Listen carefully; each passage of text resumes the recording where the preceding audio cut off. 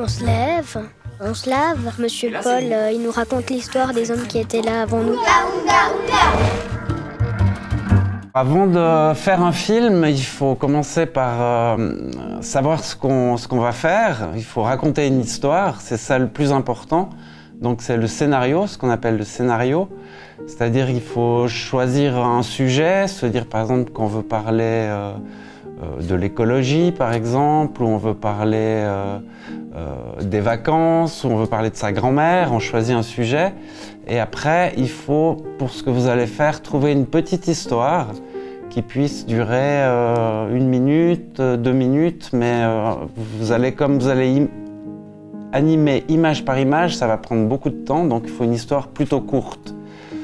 Et dans l'histoire, ce qui est important, c'est d'avoir un personnage et de savoir ce que le personnage va faire pendant l'histoire. Par exemple, si vous voulez parler de votre grand-mère ou des vacances, vous allez avoir le début des vacances, il va se passer quelque chose et il va y avoir la fin des vacances. Et c'est vraiment toujours important d'avoir ces 3 éléments pour pouvoir garder le spectateur, lui raconter quelque chose, qu'on sente qu'il y a un mouvement en fait dans l'histoire. Et puis il y a le personnage principal. Je vous conseille sur le film que vous allez faire de ne pas mettre trop de personnages parce que ça va être très compliqué, vous allez vous perdre. Donc je pense qu'il faut commencer avec une histoire simple et puis 1, 2, 3 personnages éventuellement. Et puis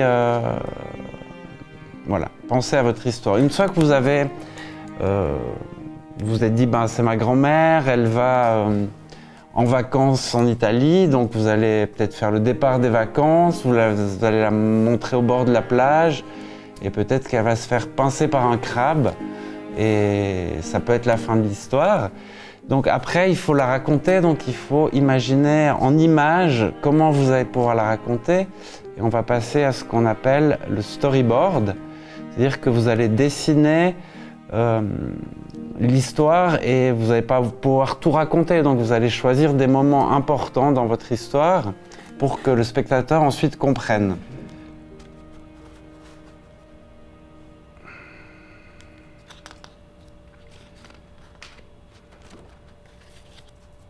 Donc par exemple pour le départ, vous allez la mettre à la gare ou vous allez la faire rentrer dans la voiture. Ensuite le voyage, il n'y a peut-être pas besoin de le mettre, donc le plan suivant, ça sera peut-être la grand-mère qui regarde le soleil au bord de la plage. Ensuite, par exemple, vous pouvez filmer un crabe qui avance sur la plage. Et ensuite, vous pouvez faire un gros plan de la grand-mère qui crie. Et puis, on a compris que c'est le crabe qui l'a pincé. On peut faire un plan sur le crabe qui la pince. Et puis, peut-être que là, elle va dire quelque chose. Ah, j'étais mieux à la maison, ou voilà. Je vous donne des éléments comme ça pour bien montrer qu'un film, c'est pas toute l'histoire, mais qu'il faut choisir les moments les plus intéressants. Il faut enlever des choses et montrer que les moments importants, mais aussi pas forcément dans l'ordre exact de l'histoire. Par exemple, pas montrer le moment où le crabe pince la grand-mère, mais plutôt la faire sursauter. Ça fait que le spectateur va deviner, puis ça va lui faire plaisir de deviner avant de voir. Donc c'est ce genre de petites choses qu'il faut penser avant de se mettre à fabriquer, parce que souvent on est très pressé de passer à la fabrication.